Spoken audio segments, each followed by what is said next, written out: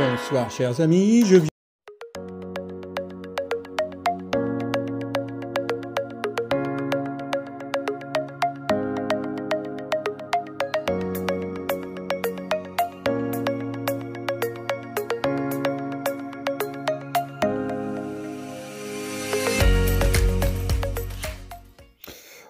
Voilà chers amis, après une longue discussion avec des amis, j'ai voulu conclure et partager avec vous nos conclusions sur des bases scientifiques neurophysiologiques. Vous connaissez les 3 cerveaux, les 3 étages. Ce schéma, vous l'avez trouvé dans mon livre. Nous allons agrandir un peu. Alors, vous voyez, chacun fait ce qu'il veut là. Il va te dire, ce cerveau, ici c'est le futur, c'est le néocortex, les neurones, c'est là la conscience, soi-disant, par réflexion. Ici, c'est le cerveau limbique, émotionnel, c'est le passé, les blessures, les traumatismes du passé, tout ce que nous avons vécu comme émotion. Et ici, c'est le présent, c'est le cerveau reptilien. Le présent, pourquoi le présent? Parce qu'il réagit immédiatement, d'une façon réflexe. Si tu vois un lion, tu marches dans une forêt et tu vois un lion, qu'est-ce que tu vas faire? Tu vas courir ou tu vas rester là, bloqué.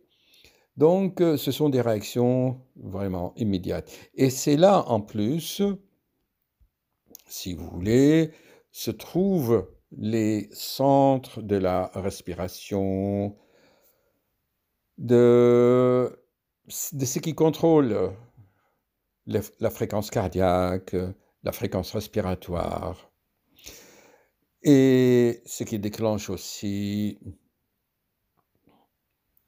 des réactions, ce qu'on appelle neurovégétatif. Le stress immédiat, c'est dans l'immédiat. Vous voyez, il te dit bien,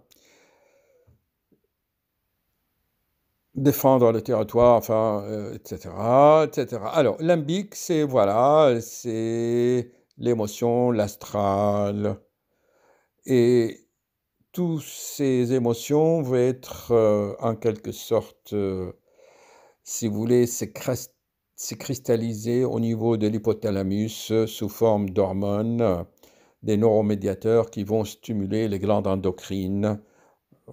Donc, c'est ce qui, quand même, excite et stimule les glandes endocrines. Et ici, c'est le raisonnement.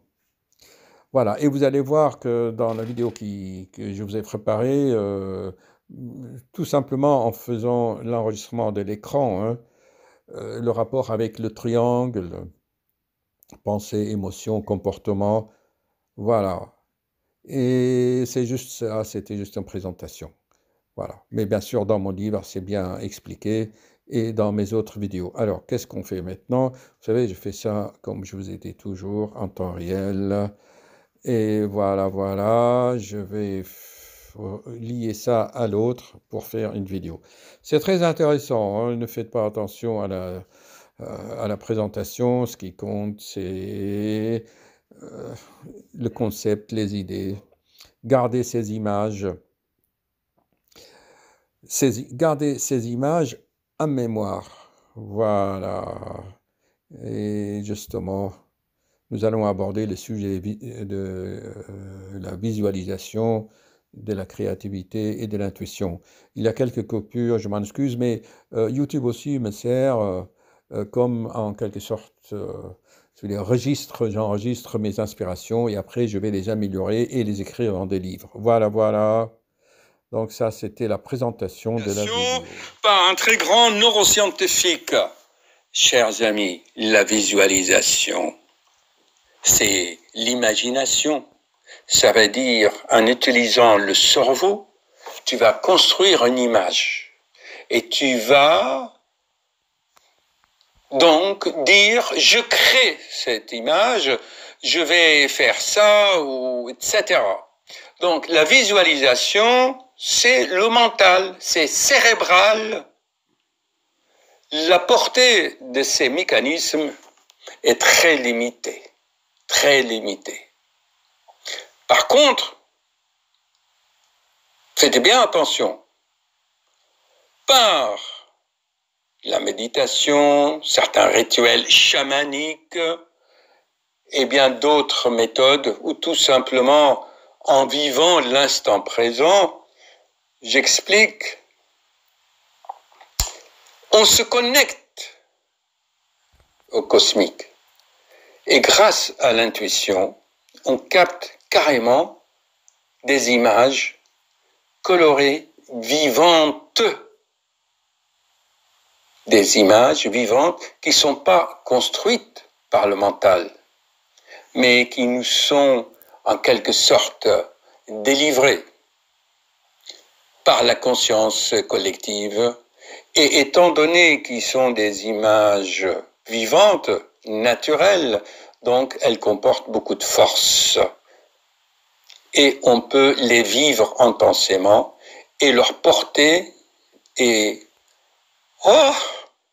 comme le champ magnétique de la planète, de notre planète dont je parle souvent dans mes livres. Donc faites bien attention entre la visualisation et plutôt, les images construites par la visualisation mentaliste en quelque sorte et les images de l'intuition. Dans les rêves, vous pouvez aussi les distinguer. Dans le rêve, vous verrez que vous voyez deux sortes d'images. Pas très jolies, les couleurs un peu fades. Et à partir de la deuxième ou troisième phase de sommeil, vous commencez à avoir des images vivantes, colorées, et vous vivez ce que vous voyez. Alors, voyez-vous ce qui se passe dans la construction du mental? Vous allez visualiser quelque chose et vous allez réagir à cette image. Donc, en fait, vous voulez, vraiment, j'utilise des gros mots, c'est de la masturbation intellectuelle. Bon, il y en a qui ne seront pas d'accord, je respecte leurs idées, mais moi, je vous explique ce qui est cérébral et ce qui est intuition. L'intuition, c'est magnétique, c'est la connexion.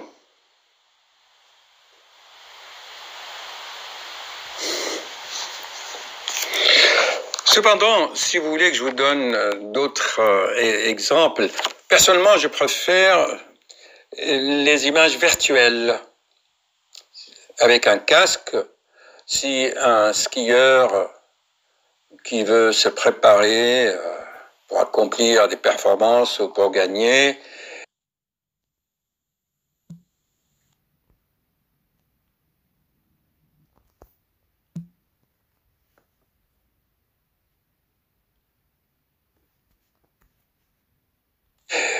avec la visualisation, mais virtuelle, là, son corps va agir et réagir, comme dans l'entraînement des pilotes. Il y a même actuellement, moi, en ma qualité de cardiologue, je recommande de faire de vélo d'appartement. C'était très ennuyant, mais de nos jours, il y a des vélos d'appartement avec des casques de réalité virtuelle et des grands écrans, parfois aussi. Donc, on peut s'entraîner chez soi en montant des côtes, en descendant, en faisant des virages, et automatiquement, le freinage magnétique des vélos change en fonction des images. Et voilà, donc on vit les choses. Alors que la visualisation, c'est uniquement mental. Le corps ne participe pas. T'as compris. Vous voyez l'idée? On ne va pas tout faire dans la pensée. C'est bien de penser aussi, de visualiser, mais aussi en même temps faire réagir le corps et les émotions. Alors que visualiser froidement, intellectuellement, sans faire entrer le composant émotionnel et le composant comportemental,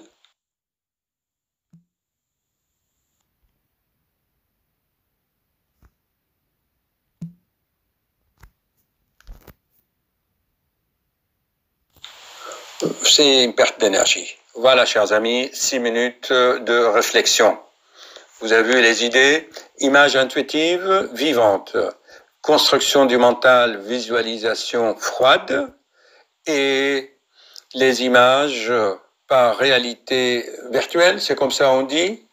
Et bien là où le corps, c'est-à-dire les muscles, réagissent avec l'émotion. Car quand tu mets ton casque et tu vois que tu es en train de conduire ou de piloter un avion ou une voiture à 300 à l'heure, eh ben, tu réagis somatiquement dans ton corps et, et avec beaucoup d'émotions. Et là, c'est comme si c'était vrai, voilà. Alors que là, tu t'allonges tranquille et tu commences à créer des images dans le mental comme ça, je me répète, c'est difficile à convaincre, mais il y en a qui vont te dire non, chacun va rester campé sur ses opinions, ses idées, sans réflexion. La réflexion, pour réfléchir, il faut une base de connaissances. Et la base de connaissances, c'est quoi? C'est pensée, comportement, émotion. C'est les trois cerveaux. Le néocortex, c'est lui qui fabrique les images froides. D'accord? Le cerveau reptilien, c'est les émotions, les glandes endocrines, les hormones.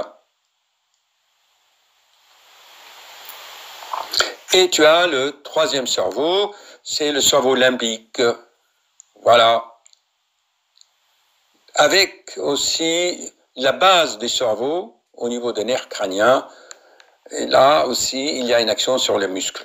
Donc, il faut qu'il y ait une action harmonieuse sur les trois cerveaux. C'est très bien expliqué dans mon livre. Allez, merci, bonne soirée.